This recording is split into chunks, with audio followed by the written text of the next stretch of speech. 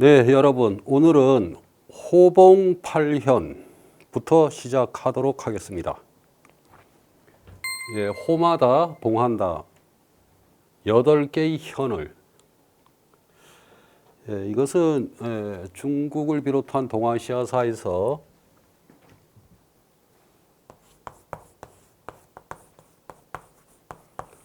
공신이라는 제도와 관련이 되어 있습니다. 국가에 큰 일이 일어났을 때 공을 세운 사람을 특별히 공로를 인정해서 봉해주는 제도가 공신입니다. 예를 들면 조선시대는 총 28회, 엄청 많죠. 즉 다시 말하면 국가가 평화로울 때는 공신이 일어날 일이 없습니다. 예를 들어 임진왜란이 일어나면은 문관과 무신 다 공신을 봉해 준다든가, 아니면 뭐 이 시의 난이 일어나면은 그것을 평정한 사람들에게 공신을 부여해 준다든가. 자, 28번의 조선시대 공신은 어떤 의미일까요? 과연 잘 다스려졌나요? 자, 그런데 이 공신 제도는 동아시아 역사에서 중국의 한나라 때 생깁니다. 한나라 때 한나라 고조 유방과 그 유명한 항우와의 전쟁에서 승리한 한 고조 유방이 자기를 도운 사람들을 공신에게 부여하면서 이때 공신 제도를 만드는데, 그 공신을 1등 공신에 부여된 사람들에게 각 호마다 무려 8개의 현을 봉했다는 거죠. 한 사람의 공신에게. 한나라는 진나라의 뒤를 이어서 국가가 세워졌기 때문에 군현제라는 것을 실시합니다.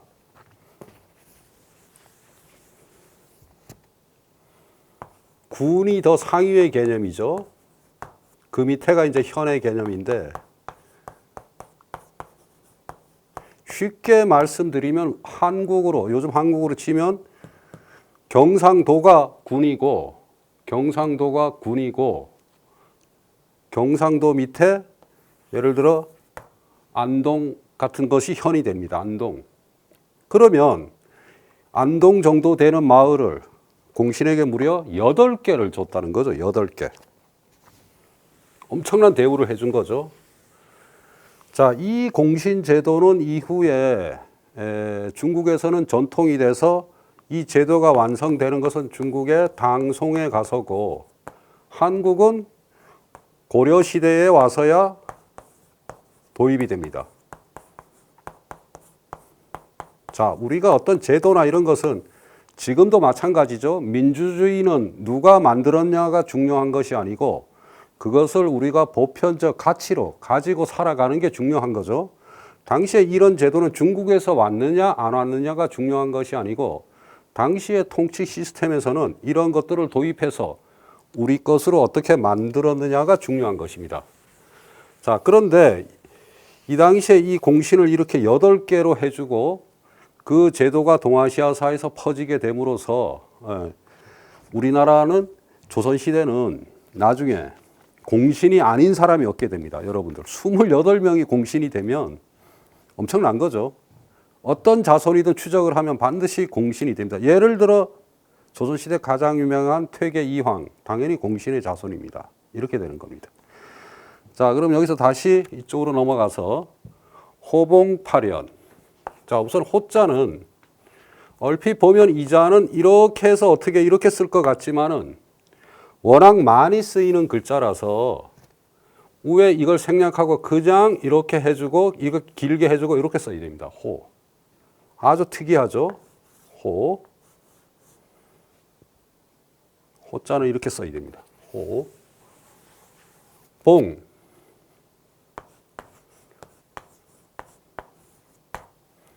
자, 요쪽에 요 규자.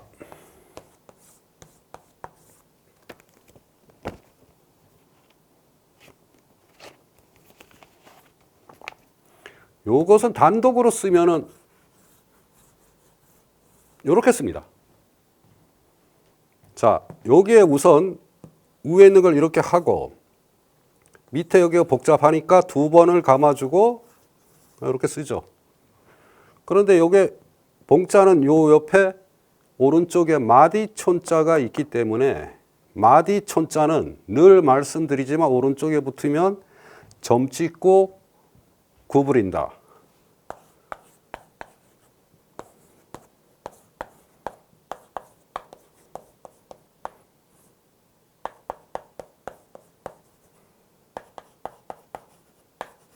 우도 촌점만. 이번 강의에 제가 계속 이 얘기를 했는데 한번 써드릴게요. 초서 초결가, 곧 초서를 배우는 비결을 노래한 거기에 오른쪽에 있는 칼도와 마디초는 점을 찍고 이건 구부릴 만자입니다. 구부린다. 곧 늘 말씀드렸듯이 이렇게 오른쪽에 있는 칼도 그러면 이렇게 구부린다는 뜻입니다. 점을 찍느냐 안 찍느냐는 선택의 문제입니다. 자, 마을 촌자죠. 자, 지금 이렇게 설명했죠. 오른쪽에 있는 칼도와 마디촌. 여기 마디촌이 있죠. 그러면 똑같이 쓴다. 이렇게. 왜 이렇게 되느냐?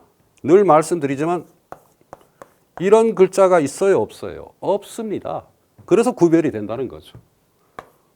이 초서를 만든 사람들은 그냥 평범하게 아무렇게나 만드는 게 아니고 지금으로 치면 AI에 맞먹게 어떤 경우의 수든지 다 상정해서 똑같은 글자가 나올 확률을 전부 배제하고 이렇게 만든 거죠. 굉장히 똑똑한 사람들입니다. 옛날 사람이라고 함부로 하지 않습니다. 그래서 이런 케이스가 있는데 이것도 마찬가지죠. 왼쪽이 이렇게 쓴다 그리고 이렇게 쓴다 그랬으니까 합치면 당연히 이렇게 되죠. 자, 요점은 옵션이다. 곧 해도 되고 안 해도 되는데 현 교재에서는 점을 찍지 않았습니다.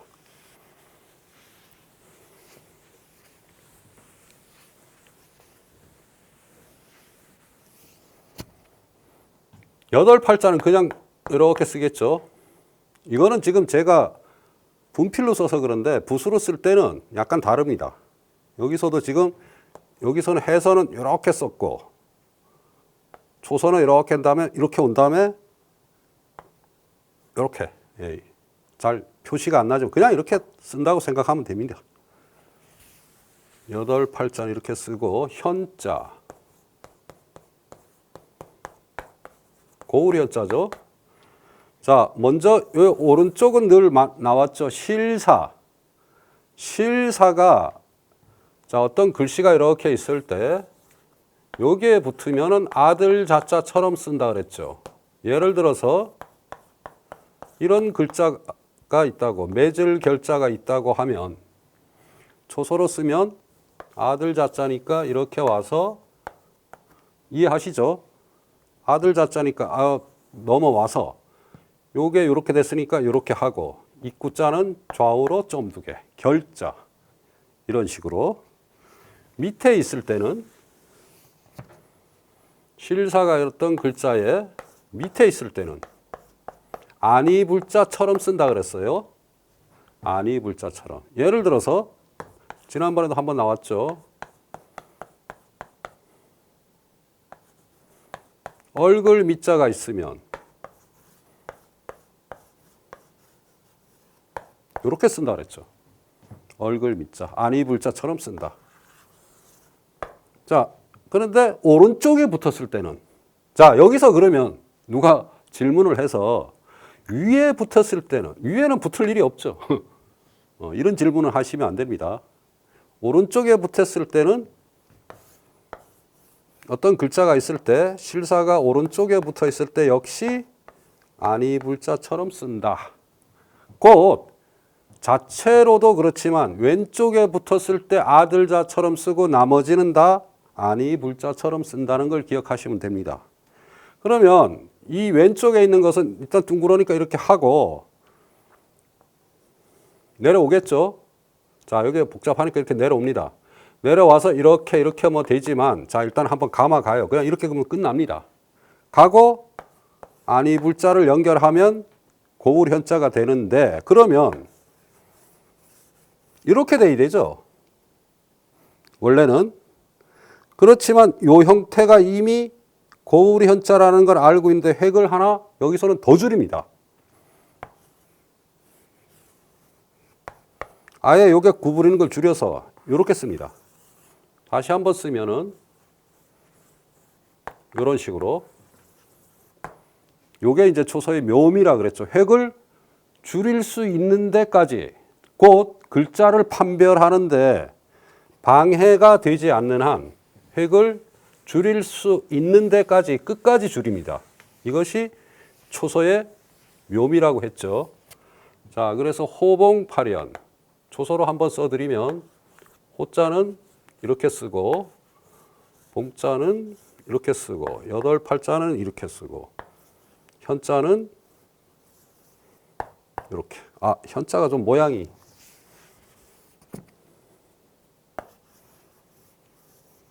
이렇게. 호봉파련. 자, 호봉파련 8개의 현. 자, 8개의 현을 해줬는데 그 다음 글씨는 그 다음 문장은 집마다 집가자 가급 천병. 지금 현재 이 제가 가르치고 있는 지형 초천자문에는 이 글자가 방락이 돼 있어요. 없습니다. 이 부분만 떨어져 나갔습니다. 여기 보시겠지만 책을 보시면 이렇게 떨어져 나갔죠. 없어요. 그런데 이 지형의 초천문을 송나라 때 관중이라는 곳에서 지명이 이름입니다. 관중. 관중이라는 곳에서 돌에 새깁니다. 석각. 이 석각본이 남아 있습니다. 현재. 이 석각본에는 글씨가 있어서 이 당시까지는 이 글씨가 존재했다는 걸 알 수 있습니다. 이 책, 그러니까 관중본에 의하면은 이 글씨들은 어떻게 되어 있냐 하면 우선 집가자가 집가자는 뭐 여러분들 너무나 아시겠죠. 이렇게 해서 그냥 바로 쓰겠습니다. 이렇게 쓴다는 것. 요 밑에 요거 아시죠? 몇 번 나왔죠? 자, 요까지 그럼 끝난 걸까요? 이것도 획을 하나 줄일 수 있습니다. 요 오른쪽 부분을 한 번을 하지 않고 바로 이렇게 해서 줄일 수가 있죠. 예를 들어서 요거보다 약간 복잡한 심을 가자를 보면 역시 이렇게 해서 이렇게 된다는 거죠. 이런 건 다 응용이죠. 이렇게. 예, 이렇게 한 번만 합니다. 이렇게. 물론 이게 이렇게 쓴다 그래서 틀린 건 아닙니다. 그렇지만 이게 더 초서답다. 우리가 답다라는 말이 있죠. 뭐 답다. 가수답다. 더 초서답다는 거죠. 가, 그 다음에 줄급자. 자, 글씨가 날아가는데 집마다 주었어요. 무슨 병사를 천명을 주었다는 거죠. 이게 이제 사병의 시작입니다. 사병. 우리가 흔히 사병이라 그러죠.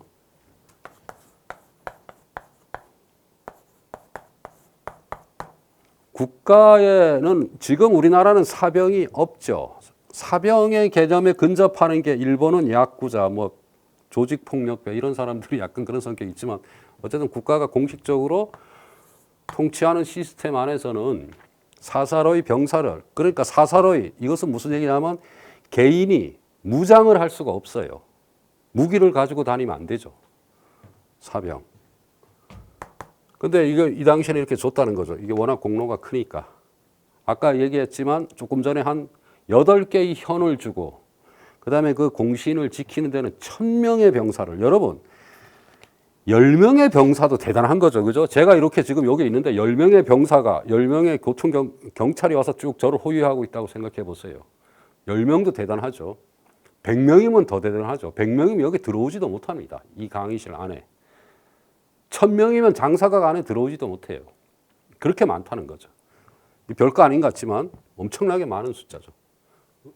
어쨌든 이렇게 주었어요. 그래서 좀 전에 실사가 계속 나오는데 좀 전에 설명드렸죠. 이렇게 글씨가 있고 왼쪽에 있으면 아들자다. 그러니까 이것도 아들자죠. 그 다음에 합자는 초서를 어떻게 쓰느냐. 이렇게 된 거는 무조건 이렇게 한다. 그 다음에 이 밑에 점이 하나 있죠. 이거 입구자도 점으로 찍으면 급 다시 한번 씁니다. 가급 쉽죠. 이거는 가급 이런 거는 찬찬히 한번 써보시면 아 이게 초서가 이렇게 쓰는구나.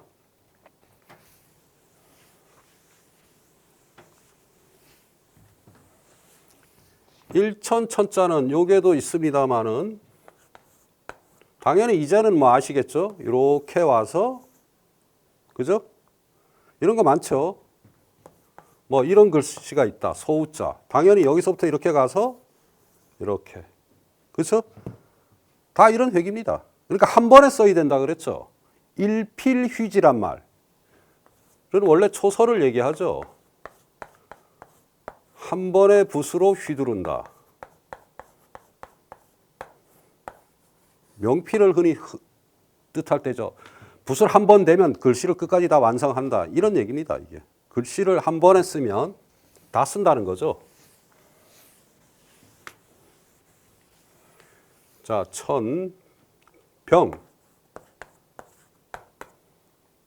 병자 초서는 점을 이렇게 내려줍니다. 위아래로. 왜냐하면 이게 그래야지 또 그 다음 글씨를 쓸 수 있기 때문에 그래서 더 빨리 쓰면은 이렇게 위에 모양만 해주고 이렇게 병 가급천병.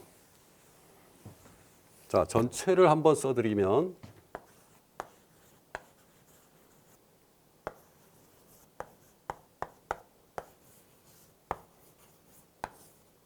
가급천병 이렇게 씁니다. 가급천병. 자, 이것은 이제 공신의 제도였고요. 공신의 제도였고, 자, 그 다음 문구는 고관배영.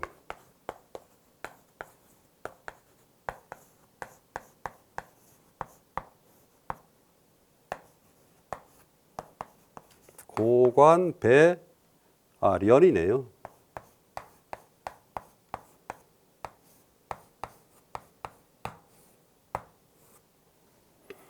자, 높은 관이 수레련자죠. 수레를 배종한다. 따라가는 겁니다. 수레를 옆에서. 자, 중국도 그렇고 우리나라도 그렇고 황제나 국왕이 가면 황제는 수레를 당연히 타고 가지만 신하들은 수레를 타고 갈 수 없어요. 공식적인 행사에서 걸어가야 됩니다. 그 얘기입니다. 고관, 높은 관이 이 련자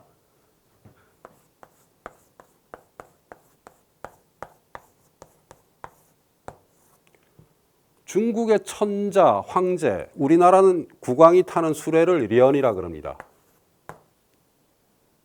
우리나라 예를 들어서 왕세자가 타는 건 련이라고 할 수가 없어요. 이거는 뭐라고 하냐면 이름이 다릅니다. 려라고 해야 돼요. 여. 여기도 수레 거자가 들어가 있죠. 무슨 얘기냐 하면 자, 천자나 국왕이 쓸 수 있는 말이 정해져 있어요.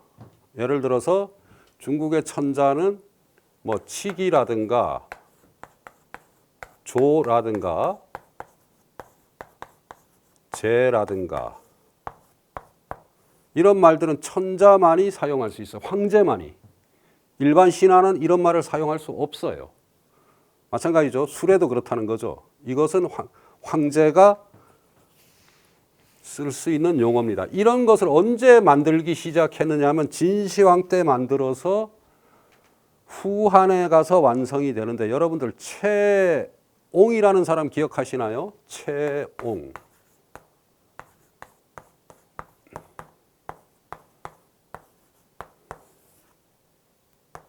여기 있습니다. 최옹. 삼국지에 보면은 그 유명한 그 누구예요? 동탁이라는 사람의 장수 중에 여포라는 장수가 있죠. 이 여포가 너무 뛰어나니까 이 여포를 막 이렇게 하는 그런 장면이 있는데 그 당시에 살았던 사람이 바로 이 최옹입니다. 그러니까 후한에 살았죠. 이 사람이 쓴 책 중에 뭐가 있냐면 독단이란 책이 있습니다.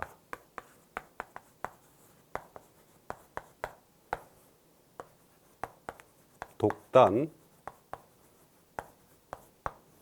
혹시 들어보신 분들은 있었을 겁니다. 독단. 누가 혼자서 단정합니까? 누가? 천하에서 누가? 중국에서는 유일하게 황제만이 그런 거죠. 황제의 용어, 의식, 황제에 관한 모든 것을 기록한 책입니다. 현재 사고전서 안에 당연히 있고 연구도 돼 있습니다. 이 최옹이라는 사람이 있었어요. 그러니까 어느 시대마다 뛰어난 학자가 있는데 후한 시기에는 이 최옹이 가장 뛰어난 학자였어요. 이게 무슨 얘기냐면은 우리로 치면은 조선 초기에 가장 뛰어난 학자들이 많죠. 최초로 뭡니까? 정도전 같은 사람, 그 다음에 하륜 같은 사람, 변계량 같은 사람, 신숙주 같은 사람, 이런 사람들을 얘기합니다. 시대를 상징하는 인물들이 있는데 곧 그 시대의 학문적인 그 기준이죠. 아이콘이죠. 이 독단이라는 책인데 이 책이 전부 이런 것을 규정해 놨어요. 황제가 쓰는 용어. 잠깐 말씀드리자면 황제는 모든 게 다릅니다. 예를 들어 모든 게 제일 크죠. 중국의 황제는 예를 들어서 도장도 이렇게 됐으면 요게 12cm예요. 요 오늘날 크기로 재면. 이렇게 되는 겁니다. 엄청 크죠. 신하들은 절대로 10cm가 넘으면 안 됩니다. 신하들은 한 요게 9cm 정도 이렇게. 제일 높은 신하라도 이런 걸 다 이제 규정하기 시작하는 거죠. 이런 것들 때문에 이 련자도 마찬가지입니다. 황제가 타는 수레를 련이라고 합니다. 련. 자, 그러면 고관. 높을 고자는 늘 얘기하지만은 요거를 빨리 쓰는 거라 그랬죠. 이렇게. 다시 한번 씁니다. 이렇게. 많이 나왔으니까. 그 다음에 관자, 고관,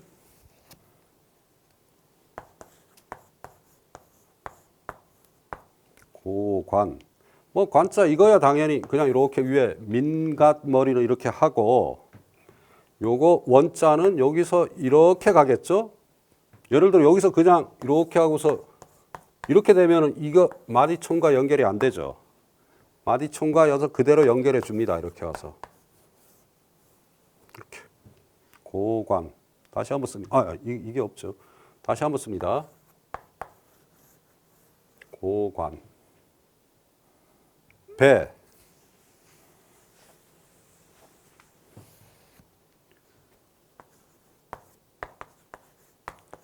자, 수없이 나오는 이 왼쪽에 있는 좌부방은 무조건 이렇게 쓴다. 이거 기억해 두셔야 돼요. 자, 그 다음에 오른쪽에 설립자가 있는데 설립자는 이렇게 그냥 설립자 단독으로 쓰면은 이렇게. 그렇지만 이제 여기 이어져 있으니까 이걸 먼저 하고 여기서부터 온다는 거죠. 이렇게 해서 이게 어디서 먼저 오느냐. 이게 단순히 틀린 건 아닙니다. 이거 중요한 건데 예를 들어 제가 글자를 구성하는 것 이런 것을 포치라고 합니다. 포치. 말 그대로 펴서 두는 거죠. 서에서 전문 용어로 포치라고 해요. 포치. 글자를 내가 펴서 어떻게 요즘으로 말하면 구성이란 뜻이죠. 그러면 어떤 글자를 어떤 원리로 쓸 건가를 미리 생각을 하겠죠. 쓰는 사람이. 그러니까 예를 들어 배자가 있으면 여기서는 이렇게 하고 그 다음에 밑에는 입구자니까 점을 2개 찍어주고 이렇게 되면 끝나는 거죠. 배자가 이렇게 생겼기 때문에 예, 이렇게 되는 겁니다. 다시 한번 쓰면 이렇게. 의외로 어울리네요. 그죠?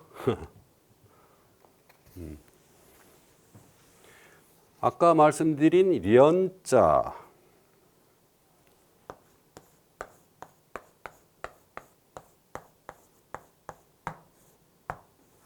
련자. 자, 대충 뭐 이제는 이 수레 거자 기억하시죠? 이렇게 쓴다. 아까 서우자 이렇게 쓴다는 거죠. 수레거 서우. 또 뭐가 있나? 아, 평자.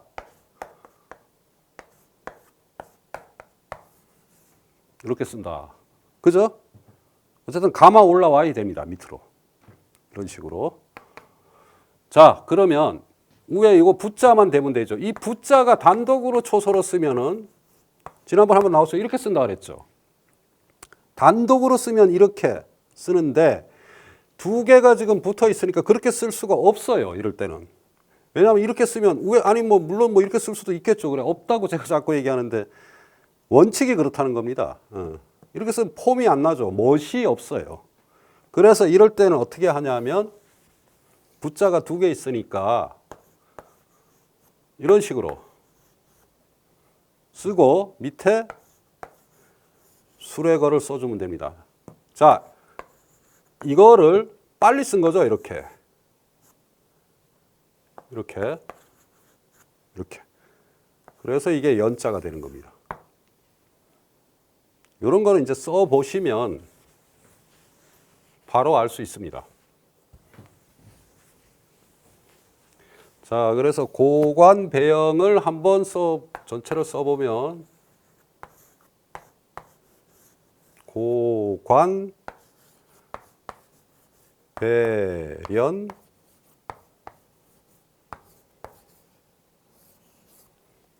그런데 지금 여러분들 교재를 잘 보세요.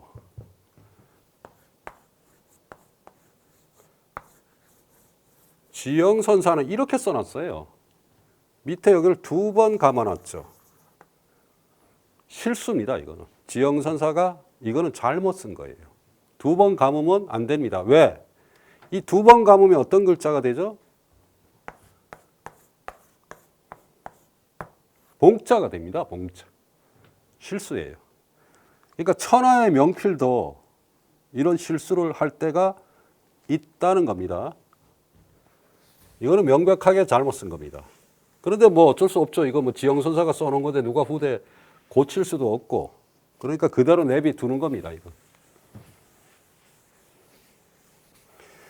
자, 고관 배련하니 그러니까 높은 관이 황제가 가는 수레를 막 옆에서 배련하니 구곡이 진영이라. 그 다음 굴자가 아주 복잡합니다. 달릴 구자죠. 구곡.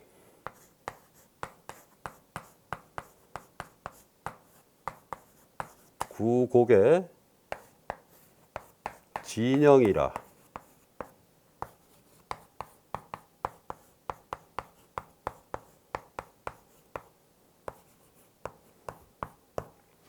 자, 글씨는 막 복잡해 보여도 뜻은 그렇게 어렵지 않습니다. 이 곡자는 수레바퀴 곡자예요. 수레바퀴가 구, 달려가니. 그러니까 수레가 달려가니. 영, 이건 간머리 영자입니다. 아까 고관을 얘기했죠. 관이 있으면 여기에 뭐 달린 실이 있죠. 이게 영이죠. 이렇게. 영이 흔들린다. 그러니까 누구예요? 황제, 이건 황제의 모양이죠. 황제가 위에 딱 앉아 있는데 수레가 막 달려가니까 황제의 위영을 뜻하는 거죠. 황제가 차고 있는 그 모자에 달린 갓끈이 흔들린다는 거죠. 이렇게. 멋진 표현이죠. 여러분들 요즘이야 이럴 일이 없겠죠. 뭐 벤츠나 이런 거 타고 다니니까.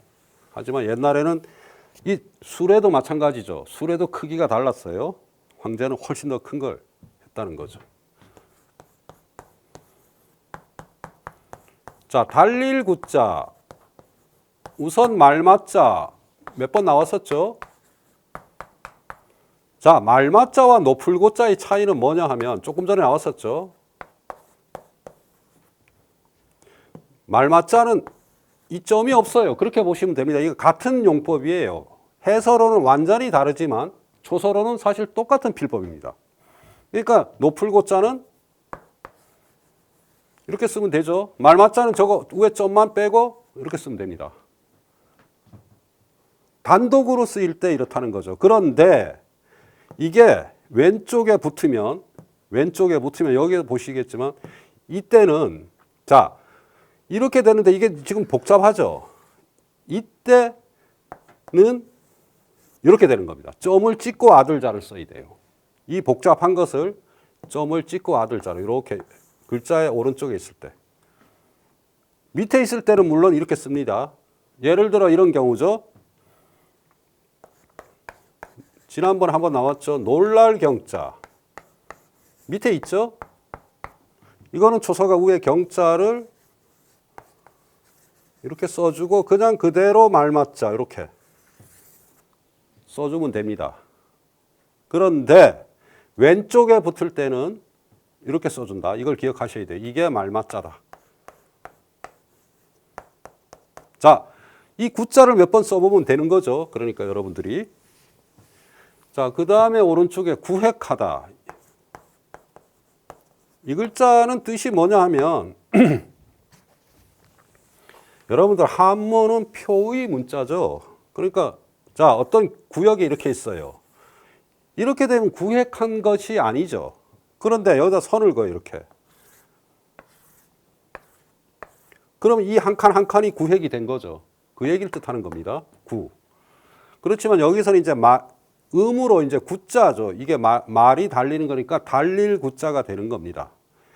이자의 초서는 어떻게 쓰냐 하면 자, 입구가 3개니까 이때는 무조건 입구 하나를 점으로 칩니다. 하나, 둘, 셋 이렇게. 쉽죠? 다시 한번 합니다. 이렇게. 간단하죠, 원리가. 그렇죠. 이게 3획 이상을 넘지 않는다. 늘 말씀드리죠. 초서의 기본. 3획 이상을 넘으면 안 된다 그랬습니다.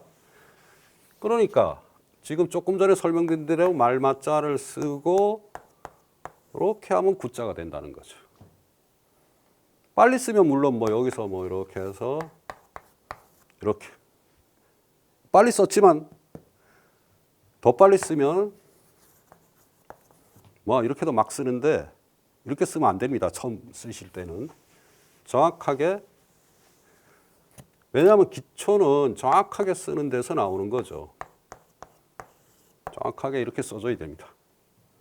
9. 자, 그 다음에 곡자가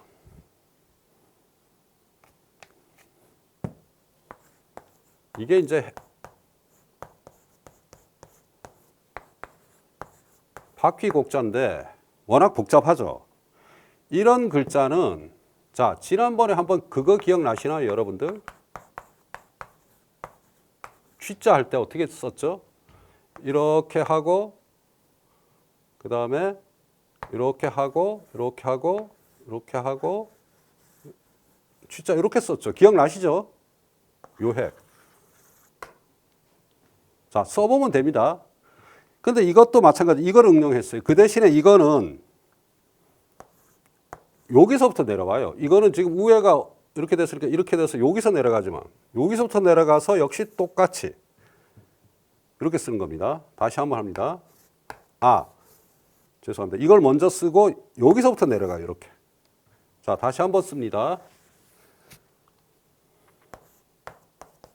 이렇게 하고 위에서부터 아래까지 쭉 내려가서 이렇게. 요 오른쪽에 건 그냥 요 모양만 살려서. 밑에가 지금 수레거가 있는데 복잡하니까 그냥 이렇게 2번 감아서 이렇게 합니다. 이건 외우셔야 됩니다. 다시 한번 써드리면 이렇게 한번 하고 이렇게. 자, 다시 한번 씁니다. 이렇게 써도 되죠, 물론. 획을 이렇게 써도 됩니다. 그런데 우선은 먼저 이걸 먼저 쓰고 이렇게 9. 이런 건 복잡해 보여도 한번 익혀놓으면 이렇게 쓰는 글씨는 이거밖에 없기 때문에 당연히 틀릴 리가 없어요. 흔들릴 진짜죠. 자, 손수는 뭐 그냥 이렇게 쓰고, 그죠? 진짜 생긴 게 이렇게 생겼죠. 이렇게 씁니다. 요 안에 모양을, 이거 기억나시죠? 요거. 이게 뭐예요? 원래는 장자, 길장자 초소입니다.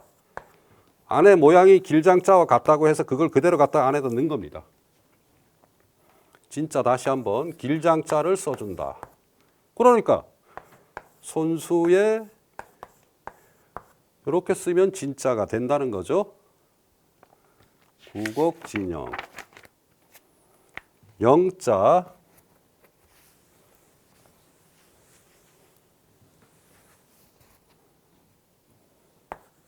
자, 획이 굉장히 복잡해 보여도 다 이제는 슬슬 배운 게 나오기 때문에. 자, 실사가 또 나왔죠. 왼쪽에 있는 실사는 이렇게 한다. 기억하시죠? 그 다음에 요거는 모양새가 저렇게 생겼는데 요 때는 그냥 이렇게. 요거는 밑에는 다 빼버리고 요 네모만 이렇게 두 번 해주고 두 번째 여기서 계집녀를 연결해서 이렇게 써줍니다. 그러면 이게 각근 영자라는 걸 알 수 있는 거죠. 이렇게 영자. 이걸 뭐 초소라고 할 수 없죠. 그대로 해설을 그대로 초소로 옮긴 거죠. 그래서 전체를 써드리면 구자는 이렇게 해서 이렇게 되고 곡자는 이렇게 쓰고 진자는 이렇게 쓰고 영자는 이렇게 쓰다. 영자가 영 모양이. 자, 다시. 네, 이렇게 구곡진영. 자, 이러면서 이 사람들은 뭐를 하냐면 그 다음 문구가 세록치부입니다.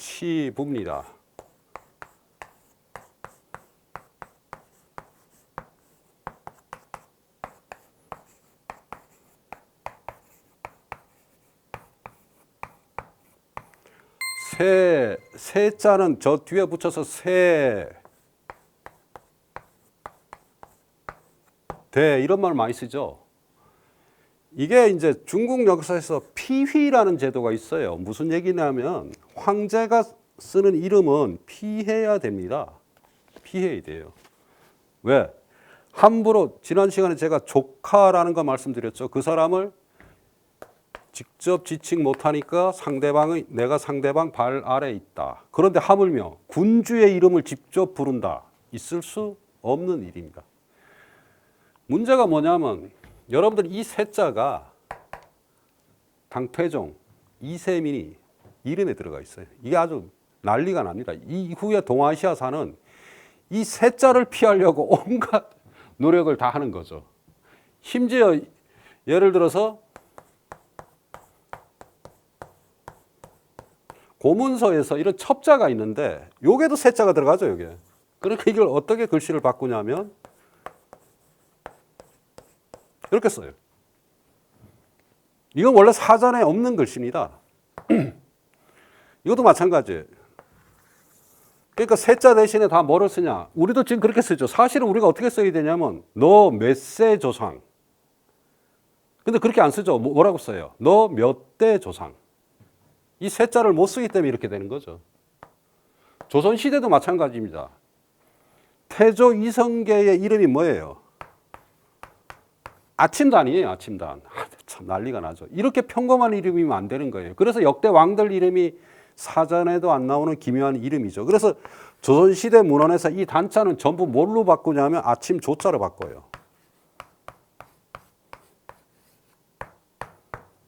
자, 이때는 아직 그런데 이때는 아직 이세민의 때가 아니죠. 당나라 때가 아니니까 세자가 나오는 거죠. 하지만 자, 재미있는 얘기가 당나라 이후의 문헌에는 이 세자가 뭐로 되겠어요? 은연중에 막 대자로 나오는 것도 있어요. 이렇게. 그렇다는 얘기죠. 예를 들어 지금 천지 현황 할 때 현자가 송나라 때의 황제의 이름이에요. 그래서 나중에 어떻게 돼요? 천지 현자를 못 쓰니까 원황. 이런 게 다 이제 휘 때문이죠. 이런 게 있다라는 걸 알아두셔야 됩니다. 물론 이제 여기서는 그냥 세자인데 세자는 초서로 여러분들 보시면 이렇게 쓰고 그냥 이렇게 쓰면 됩니다. 이렇게. 근데 이렇게 쓰는 게 멋있는데 이렇게 쓰는데 한때는 또 어떻게 썼냐면은 이렇게 썼었어요. 이거는 발전성이 없습니다. 사실 멋이 있어 보여도.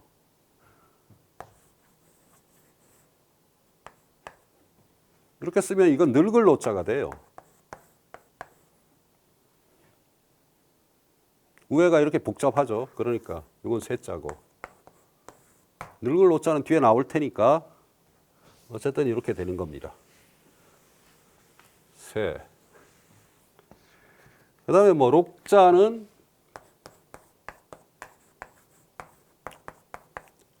자, 이 뜻을 설명 안 했는데 세세의 녹을 받아서 사치롭고 부유하게 된다. 모든 사람의 꿈이죠, 여러분들. 왜냐하면 공신이 한번 되면 그 왕조가 멸망할 때까지는 절대로 그러니까 국가의 반란은 일으키지 않는 한 그게 없어지지가 않아요.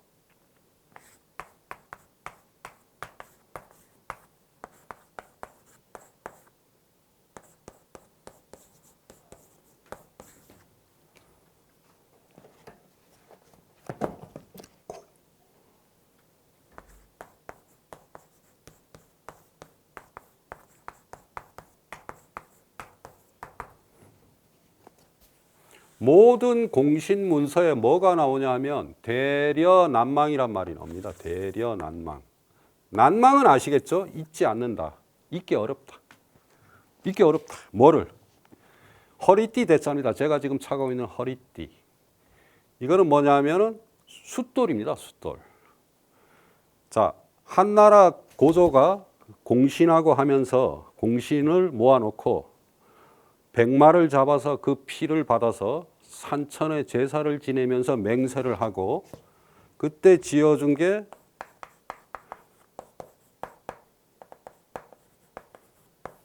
철권. 철로 만든 문서를 만들어 주면서 이 문서 안에다가 맹세문을 넣는데 그 맹세문 안에 있는 하나의 문장이 뭐냐면 황하지대.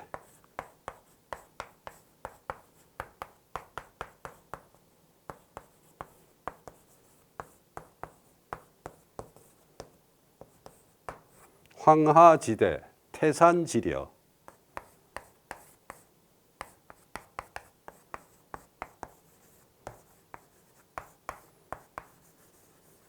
태산지려.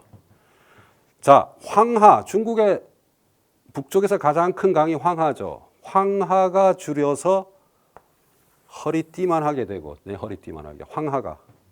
황하가 줄어서 내 허리띠만 하게 되고, 태산이 깎여 나가서 중국의 5대 명산 중에 하나인 태산이 깎여 나가서 숫돌만 하게 될 때까지 변하지 않겠다, 이 맹서는. 내가 너를 영원히 매게 살리겠다. 유명한 말입니다. 그래서 모든 공신문서에 나와요. 대려난망. 대화려에 너희들이 한 그 공로는 허리띠와 숫돌. 그러니까 황하가 줄어서 허리띠가 지금도 황하는 줄어서 허리띠만 하게 안 됐죠. 지금도 태산은 중계 그대로 있잖아요. 무슨 얘기냐면 영원히 변하지 않겠다. 엔드리스 러브죠. 그러니까 대대로 부유하게 이렇게 사는 겁니다. 부럽죠. 조선시대도 마찬가지예요. 그러니까 조선시대 역사를, 중국의 역사도 마찬가지입니다. 공신이 한번 딱 탄생하면 더 이상 그 자손들은 노력하지 않아도 돼요. 실제로 그렇게 인물이 안 나와요. 웬만해서는. 왜? 이미 태어나 보니 먹고 살 게 충분한데 왜 해? 그죠? 먹고 살 게 없어야 노력하죠. 조선시대 특징 중에 하나죠. 할 이유가 없는 거예요. 뭐 굳이 과거 시험 볼 필요도 없고 그냥 생원 진사. 그러니까 국가고시 한 기초 1, 2급 해서 그냥 끝나는 거죠. 자, 다시 록자로. 그래서 이 복록이라는 겁니다, 그게. 이 록은 반드시 앞에 복자가 붙어요, 복. 예, 복록. 그래서 녹이 있어야 복이 있고, 복이 있어야 녹이 있다는 거죠, 옛말에. 그래서 복록이라 합니다. 자, 녹자로 다시 돌아가면, 보일시는 이렇게 갑니다. 나무목이 이렇게 붙으면 이렇게 가고, 예, 보일시는 여기서 이렇게 갑니다. 다시 한번 이렇게. 그 다음에 요 위에 요거는 당연히 이렇게 되고, 그래서 이렇게. 이제 쉽죠, 이거는. 다시 한번 하면 이렇게. 그런데 계속 말씀드리지만 이것도 줄여서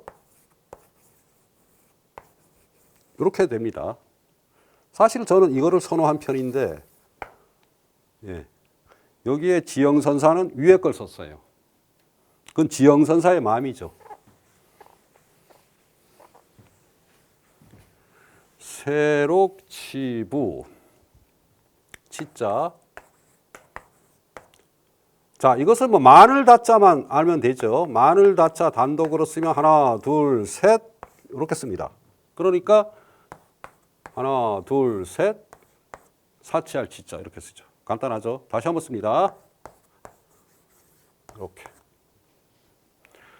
이건 뭐 충분히 이해하시죠? 요게 이거 하나 하고 밑에는 그대로 살려준 거죠. 이렇게. 가장 초서다운 거죠. 붓자.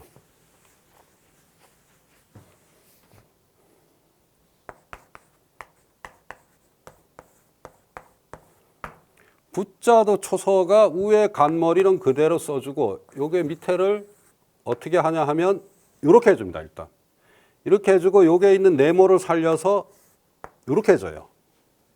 자, 다시 한번 합니다. 간머리를 살리고 이렇게 해주고 이렇게 한다. 부 이렇게 부. 아, 부자 같죠? 그대로 쓴 거죠. 그러니까 이렇게 한 번에 이 뭐 복잡하니까 위에 안에 이런 것들을 다 그냥 한 번에 여기서 이렇게 해주고 아, 이렇게 이것만 살려주는 거죠. 처음에 이 안에는 이 획, 저 글씨를 배울 때 이게 이해가 안 됐던 거예요, 이게. 아니, 왜 이런 획이 나오지, 초서에서? 아, 근데 그게 뭐, 왜냐하면 그렇다고 해서 이렇게 다 써주면 모양이 안 나와요. 자, 여기 한번 이렇게 다 써줘 볼까요?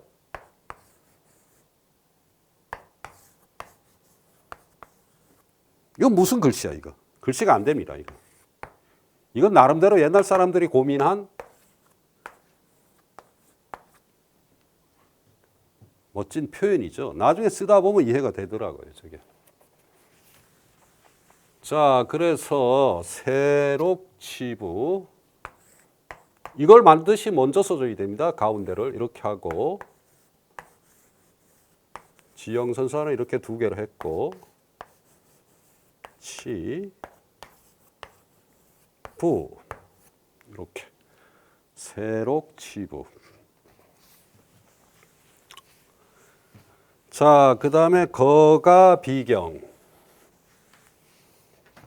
이제부터는 쉽습니다. 아까 획이 좀 복잡한 게 나와서 그랬는데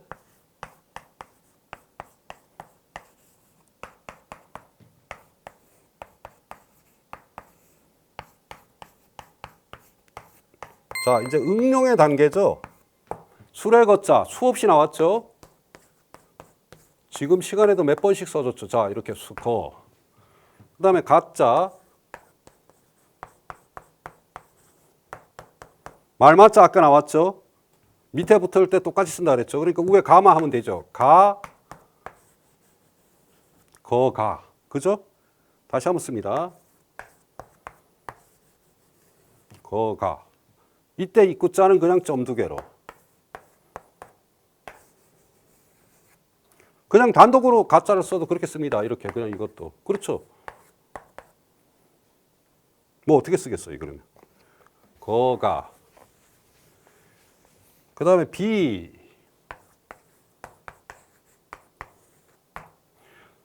달월. 이것은 원래 달월자처럼 생겼지만 고기육변이죠. 육달월변이라고 합니다. 그래서 육자를 붙여서 육달월변. 왼쪽에 붙을 때는 이렇게 씁니다. 모양 그대로죠. 이게 이렇게 와서 이렇게. 이것만 아시면 됩니다. 이거야 뭐 수없이 나왔으니까. 그 다음에 오른쪽은 그냥 살려서 모양만 이렇게. 비. 다시 한번. 아, 죄송합니다. 이 잘못 썼네.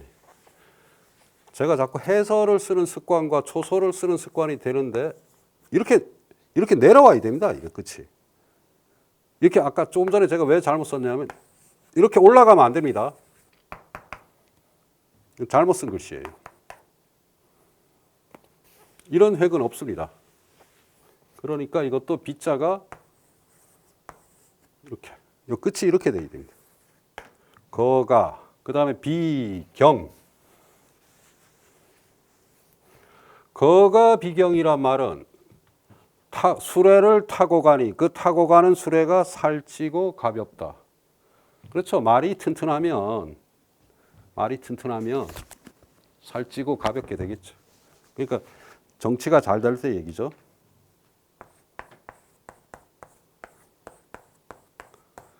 자, 이 경자 이것도 몇 번 나왔죠. 지난번에 나온 경수할 때 기억나시죠? 이렇게 쓴다는 거. 경. 또는 뭐 경서할 때 경자도 똑같죠. 이렇게 쓴다는 거. 경. 그럼 우리 앞에 수레거를 어떻게 처리하느냐? 상식적으로 생각해서 지금 계속 나오지만 수레거자가 이렇게 쓰면 좋을 것 같지만 반드시 단독으로 쓰이는 글씨가 옆에 붙을 때는 그렇게 쓰면 안 됩니다. 이것도 참 초소를 만든 사람들의 묘미예요. 한번 이렇게 만들어서 이걸 그대로 계속 이렇게 써서 쓰면 좋았을 텐데 그래서 여기서는 몇 가지 방법이 있는데 이 중에 지형선사는 무슨 방법을 선택하냐 하면은 이 방법을 선택합니다. 그냥 이렇게 쓰기에는 그냥 이렇게 써도 돼요. 이렇게 써도 되는데 이렇게 쓰려면 재미가 없으니까 붓을 여기서 거꾸로 가서 이렇게 한번 감아서 이렇게 써요. 지형선사가 한번 이렇게 쓰니까 후대의 경자를 쓰는 사람은 전부 이렇게 씁니다. 이게 정법이에요. 자, 지금이야 우리가 맞춤법 통일한 이런 얘기를 하지만 옛날에는 그런 게 아니라 그랬죠. 명필이 쓰면 그게 곧 정법입니다. 자, 그래서 거가 비경.